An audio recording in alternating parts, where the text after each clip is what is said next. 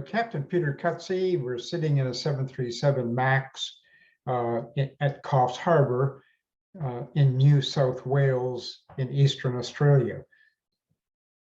In part one, I described many things that we were going to discuss in future videos. Well, this is part two, and I'm going to start off with the runaway stabilizer.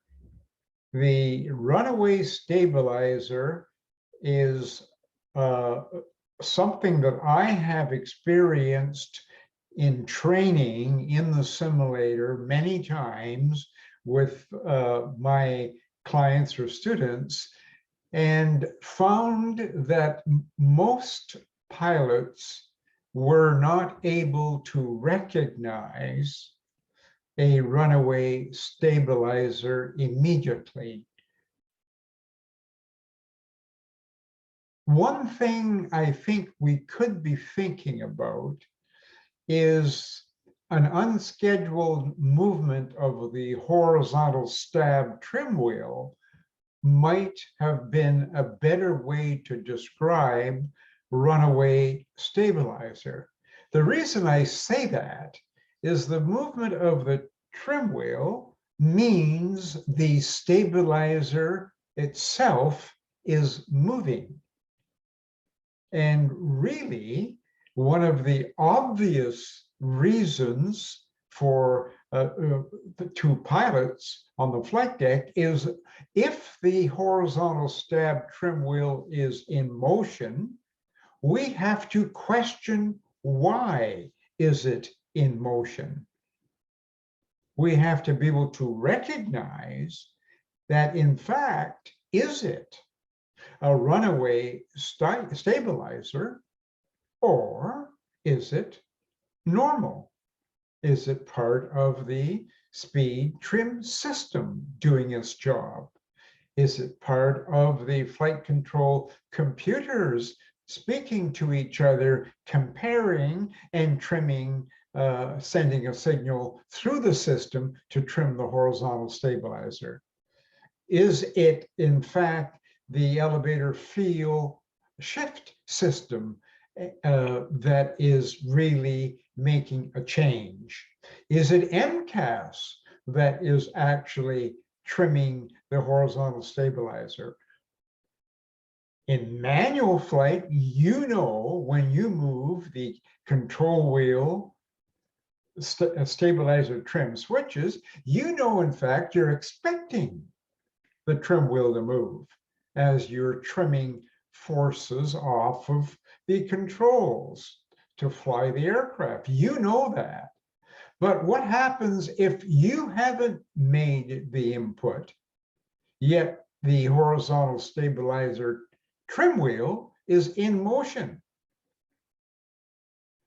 Understanding the STS, speed trim system, understanding MCAS, understanding flight control computers, understanding Mach trim system, speed trim system, all of these elements we're going to be referring to. So I thought it best that we start off with the runaway stabilizer QRH procedure and go through it step by step. There have been changes made. Now, if you notice, first of all, the condition is an uncommanded stabilizer trim movement occurs continuously, or in a manner not appropriate for flight conditions. First of all, we have to, as pilots, understand what that means. What is uncommanded stabilizer trim movement? It's moving when it hasn't been commanded to, or is it moving because other systems are moving it and we don't understand the systems? How long do you leave the stab trim wheel move without doing something about it? 1 second, 5 seconds, 30 seconds? There is no time. If we understand the systems on the airplane, we will know whether it's a runaway stab or not. In any event, if you are unsure, you want to make sure that you do the runaway stabilizer memory items. Now, memory items are sequentially listed and normally followed 1 through, in this case, 7. However, let's just have a look at the runaway stabilizer. By the way, this is the current information from Boeing. It's only 3 months old. So control column, hold firmly. Autopilot, if engaged, disengage. Auto throttle, if engaged, disengage. Control column and thrust levers control the airplane pitch, attitude, and thrust levers to control the airspeed. Main electric stabilizer trim reduced control forces. So up to this point, control column hold firmly. Well, we know that if we actually grab the control column and move it in the opposite direction, that the stabilizer is running away, that we will actually activate the control column stab cutout switches or logic to stop the runaway. So control column hold firmly, autopilot disengage, auto throttle disengage, control column control the airplane pitch, attitude, and airspeed. You're now in manual flight, and thrust levers adjust thrust. It's much easier to trim the horizontal stab at a slower speed than it is at a high speed. So you want to consider flying at a slow speed. Now, number 6, if the runaway stops after the autopilot is disengaged, do not re-engage the autopilot or auto throttle. End of check. However, if the runaway continues after the autopilot is disengaged, stab trim cutout switches both cut out, and if the runaway continues, stabilizer trim wheel grasp and hold. Now remember my comment initially about everything is done sequentially, but basically if you notice, the second item is the autopilot disengage, yet this statement in number 7 states that if the runaway continues after the autopilot is disengaged, that means we're up here. Then we should do number 7. Oh, I'm confused. No, don't be confused, because you can virtually do all of these at one time. The control column holding firmly and autopilot and auto throttle disengaged could be done simultaneously as you are reducing thrust to maintain airspeed and controlling the airplane pitch with the control column and trimming. All of that can be done within 1 or 2 seconds. So really number 1 through to number 6 are really being done at the same time. And Boeing are quite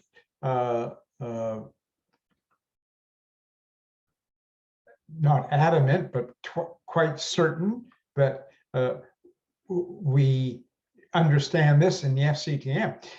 It is important to note that even though the steps in the runaway stabilizer checklist are sequential, these steps can be accomplished simultaneously. Well, they're going to have to be done simultaneously, because this really doesn't make any sense. If after you've disengaged the autopilot, the stabilizer is still running away, you've got to make sure that the cutout switches are moved to cutout. Now, remember, you're in manual flight. The pilot flying is in manual flight the moment he she disengages the autopilot and the auto throttles. Therefore, the pilot flying will call for stab trim cutout switches cutout. And if the runaway continues, stabilizer trim wheel grasp and hold. Those are the memory items. However, you may be right into number 8 immediately. trim the aircraft manually with the trim handles. Once the stab trim cutout switches are cut out, both handles should be unlocked, and the pilot flying may fly and trim, or the pilot flying may ask the pilot monitoring the trim, or the pilot flying and the pilot monitoring can both be trimming at the same time. The key is to keep the airspeed low, which minimizes the forces on the horizontal stab. And we found that out from past experience 2 years ago in the fatal crashes and the review of what actually happened. Now, we learn by what happens in the aviation world so we can make things better. So what Boeing have done here is they have made things better with the adjustment to the STS system, with the MCAS system, with the flight control computers speaking to each other, with a limit of 5.5 difference on the left and right AO angle of attack vanes, and several other features that have really made the airplane much safer to fly. However, I must say, I've been at this for 65 years, that really all airplanes are beautiful and all airplanes are wonderful. If you know your airplane and you follow procedures, such as the runaway stab procedure, stab trim cutout switches to cutout, inhibits all, and I mean all, feeds or inputs to horizontal stab. If you're not sure it's a runaway stabilizer, if you're unsure, if you cannot determine that it's an uncommanded stabilizer trim movement, or if you cannot identify the fact that it is something that's not appropriate for the situation, then you must disconnect the stab from the motor by moving the stab trim cutout switches to cutout. You're never going to be wrong by moving the stab trim cutout switches to cutout, providing you follow the procedure as listed in the QRH. And as I just mentioned, all of these items can be done together. And that's what your training should encompass. One of the worst case scenarios would be right on takeoff. The horizontal stabilizer may run away for situations other than a poorly, I should say, an MCAS problem, or an angle of attack problem, or a speed trim system problem. It could be for another reason. You don't know. And all the things we're going to talk about with respect to these systems in future briefings, you don't have time to be thinking about all of that information. You should be armed with that information. And that's what I'm trying to do with these videos and self-briefing, is taking all the information directly from Boeing. And with my experience as a flight instructor, to help you be knowledgeable about your airplane. But remember, when you're flying the airplane, you can't be thinking, oh, it's the STS system or the FCCs or the MCAS. You have to recognize what you've got and do the 6 items, or 7 if required, directly from the QRH. Remembering that all of these items here can be done simultaneously. Remember, once the stab trim cutout switches are moved to cutout, you're safe. See you in the next video. Thank you for watching.